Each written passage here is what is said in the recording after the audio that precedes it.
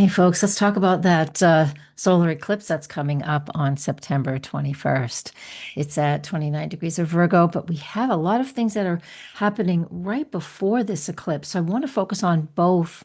Actually, there's more than two things. There's like about four or five things I want to talk about. So let's just share the screen and get started. We're going to give you some very in-depth energy and information on how to use the eclipse energy that's going on and some of the important aspects that are happening just prior to the eclipse, but simultaneously, if you will. It just helps us prepare for the eclipse. Unlike others, I don't know what others are doing. I only listen to a couple other astrologers, but, in my life, in my career, being an astrologer for 30 years, to me, the event is always an important thing. Of course, eclipses and the peak and the highlight of that is very important.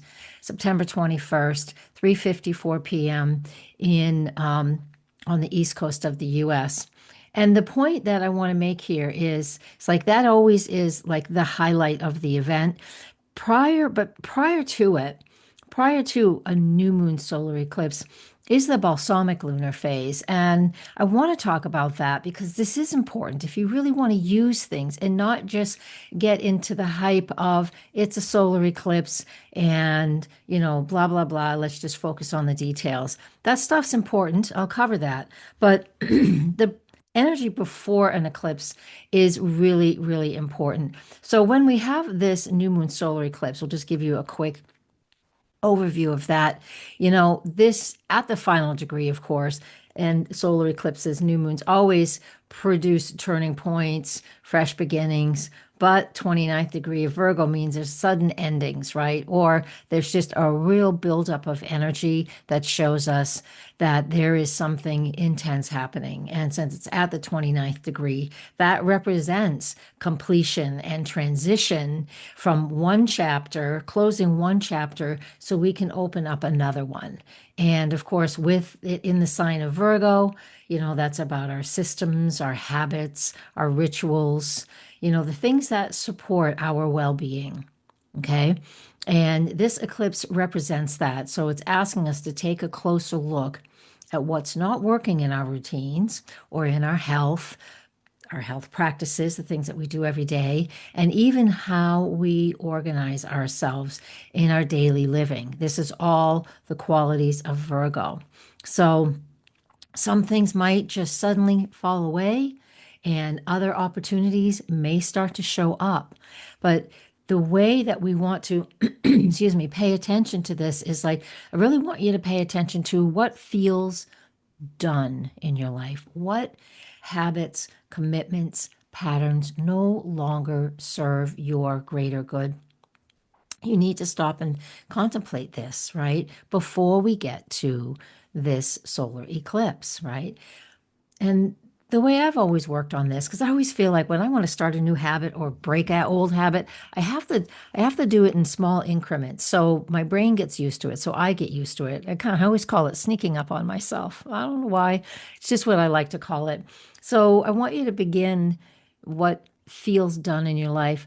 Examine it just a little further and start making small changes. Just small changes. All of this before the solar eclipse, all right? Because the minor little shifts that we start to make, because sometimes we just get stuck and sometimes we don't feel like we can do things because it's too big. We have an opportunity here to take things in one small increment at a time. We have to trust what's ending because it clears the way for a more aligned beginning. And that is just really, really important for all of us to pay attention to.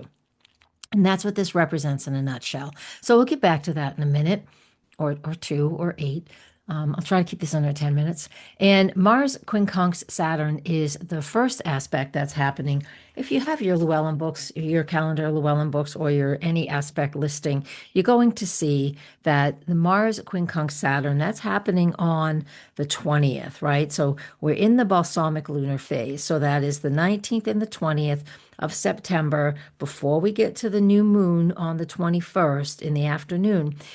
This is the balsamic lunar phase. So it is about really spending time in looking at what do you think is finished and what is complete and what steps do you want to take. And this aspect between Mars and Saturn right here at 28, we've got a yacht in the sky too.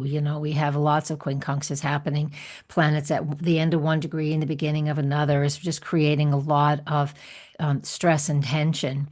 So this Mars quincunx Saturn energy really helps us to feel like, we're pressing the gas and hitting the brake at the same time. It's like that Mars in Libra wants to move forward in a fair way and a balanced way, but it can feel frustrated because it's making this hard aspect to Saturn and Pisces, because that creates uncertainty and delays. So we do feel frustrated because we have this sense of stop and go, which doesn't feel like progress, right? It feels uncomfortable. We feel like maybe we're blocked. But it's a recalibration point is what it really comes down to. A recalibration point where we're looking to make those important small steps forward with purpose, right? So during this balsamic lunar phase, instead of pushing hard and blindly against something, instead of listening to all the hype around you, the astrology hype, I want you to take a step back and reassess. I want you to do that on the 19th or the 20th, or both, or however long it takes. You can still do this even after the new moon, but it's good to prep and do these things before that new moon solar eclipse, because that gives us an opportunity to start planting new seeds, especially if we've created space for it, right? So back to that Mars Saturn quincunx. Here's some things it's asking us to let some things unfold naturally. Again, do you feel like something's finished and something's done or something's about to change, but you don't know what it is?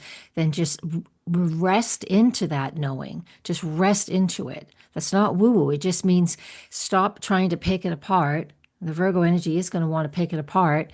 You can, if that helps you, feel better, but it's also important just to feel what's going on. We don't always have to do anything, but take the little steps. We don't have to do big things. We do little steps, and that helps us move. Just naming something can diffuse the energy of it too, right? So that's what we can do with this Mars quincunx Saturn. We may feel that there's an external pressure for things to do and things are moving too fast, but it's basically telling us that this Mars Saturn quincunx, that it is about the long goals here, but we get overwhelmed if we go too far ahead. It's okay to have long-term goals, but if you're getting overwhelmed by something that is a long-term goal, then I want you to take some steps back so that doesn't happen. And that's what this Mars quincunx Saturn represents. It's pretty big. And so the next one, which also happens on the 20th, is Venus squaring Uranus. And they're both mutable signs, Venus and Virgo, Uranus and Gemini. Virgo and Gemini are both ruled by Mercury. So Mercury, while I don't have it on the chart, just to keep things really simple to look at and something to look at besides my face, it gives you, that Venus squaring Uranus energy represents a little bit of a shakeup, or because that Venus and Virgo means we might be honing in too hard on some details about something somebody said, right? Venus represents our relationships, personal values, and even finances. And so Venus and Virgo is craving stability and commitment and really thoughtful connection, but it can go too far sometimes. It's only just in Virgo, so it most likely isn't this latter piece I'm talking about. You might get so stuck on some details that you just can't let go. And the square to Uranus in Gemini, which wants change and freedom and is unpredictable, can break things apart really quick and fast. So the tension is there, but again, if you take some space and just like, all right, where am I finished? Where am I done? What am I hanging on to too hard? Then it gives us an opportunity to make change. So how we work with this energy, Venus square Uranus, I just told you a bunch of it, but during the balsamic lunar phase, again, instead of resisting something, instead of resisting change, if we just stop and value our time and value the little things in life, Venus in Virgo, then it gives us the flexibility to approach, our finances, what we value, our relationships. It helps us to approach it in a new way, but small steps. You are not expected to change everything in one fell swoop. This Virgo energy is about taking our time to move things one step at a time. Okay. It's really about stop pushing so hard against. Look, everything we still have, we're not quite at the new moon solar eclipse yet. You can see that the moon is a smaller number than the sun is. So we're still in the balsamic lunar phase. This is September 20. We still have this yod pattern going on here. So it's a lot of tension with this one and a lot of stress and a lot of like really getting your hands off the wheel, if you will, and just letting things happen. That's going to help so much, so much. Now, a few hours before the eclipse, let me see here in the Llewellyn book.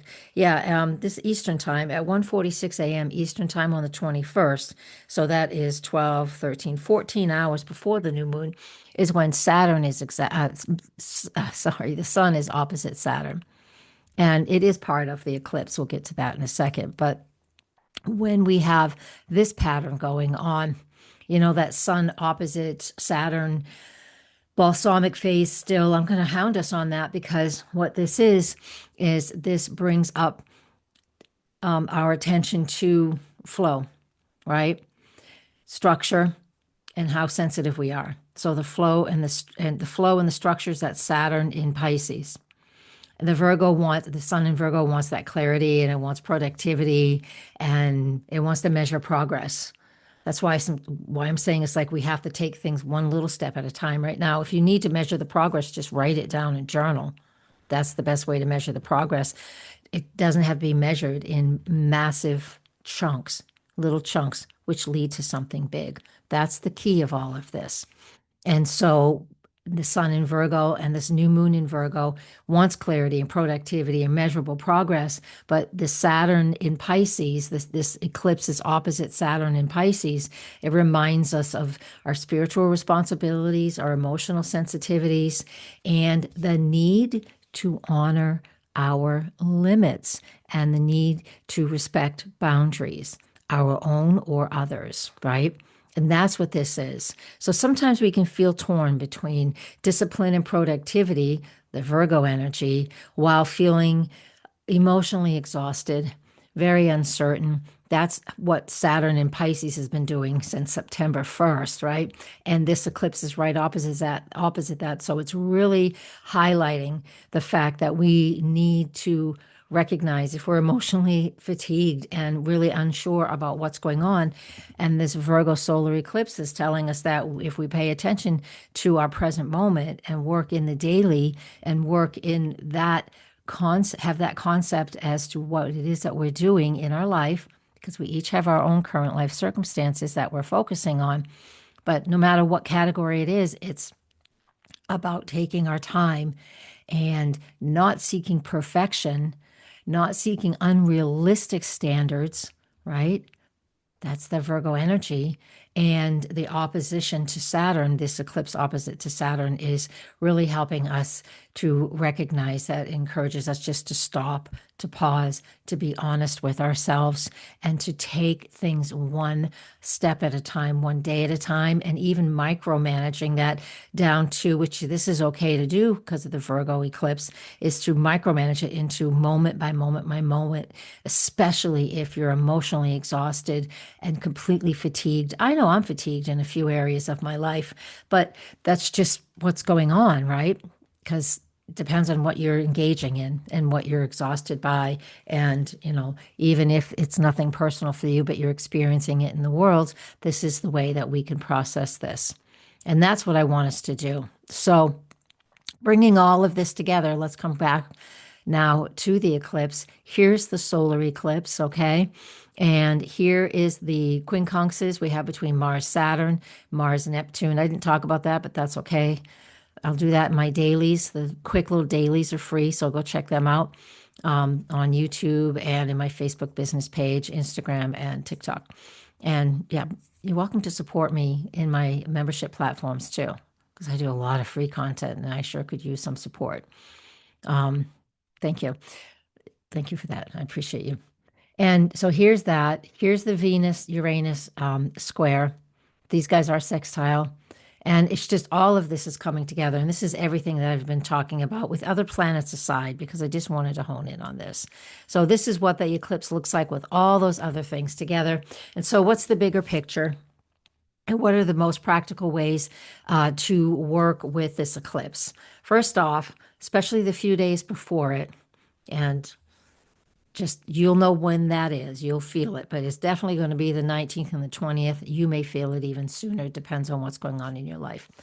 So when we step back and we look at the bigger story, this is eclipse, like I said, isn't just about a single day. It's just about the bigger picture of endings and beginnings, right? And so this eclipse, this new moon at 29 degrees of Virgo is about, it begins and initiates a cleansing process. And we need to honor that by doing all the things that I've mentioned before it, right? All of these aspects that are happening before it.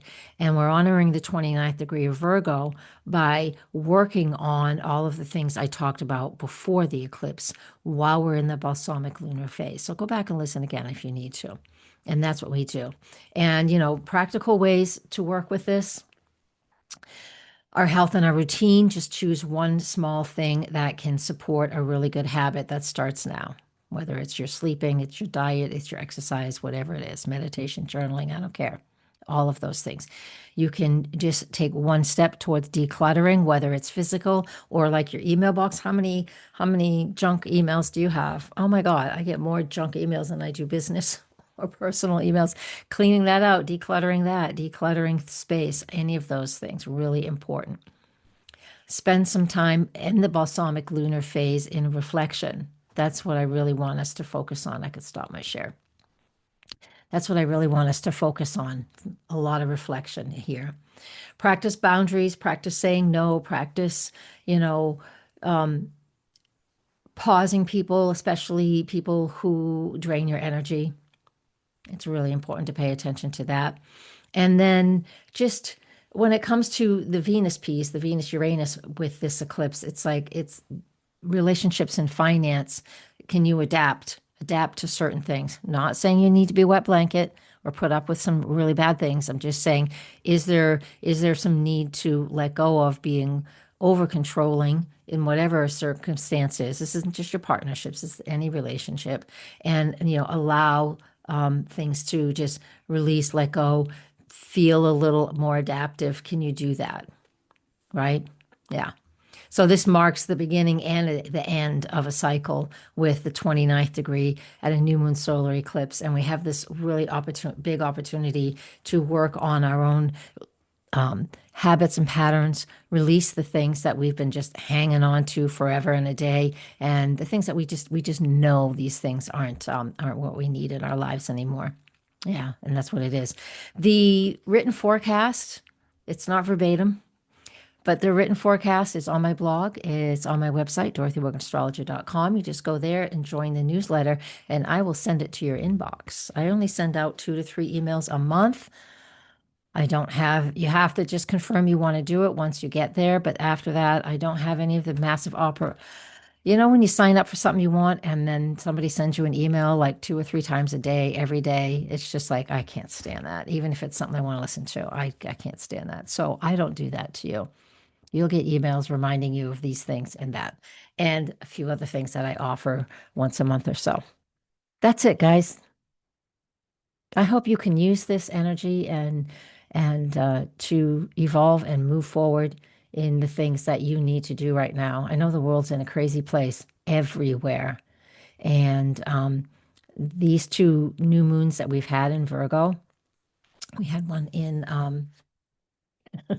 we had one at 0 Virgo. And when was that? I forget already. Yeah, the new moon was on August 23rd at 0 Virgo. And then this new moon solar eclipse at 29 Virgo. It's really telling us to bring it back to yourself, to your home, to your family, to your community. That's where we're going to pay attention the most. And the little details that that go there. I can go on. All right, I'll leave us here. Blessings, everybody. Thank you so much. Namaste. There. I wanted to say namaste, and then, yeah, namaste.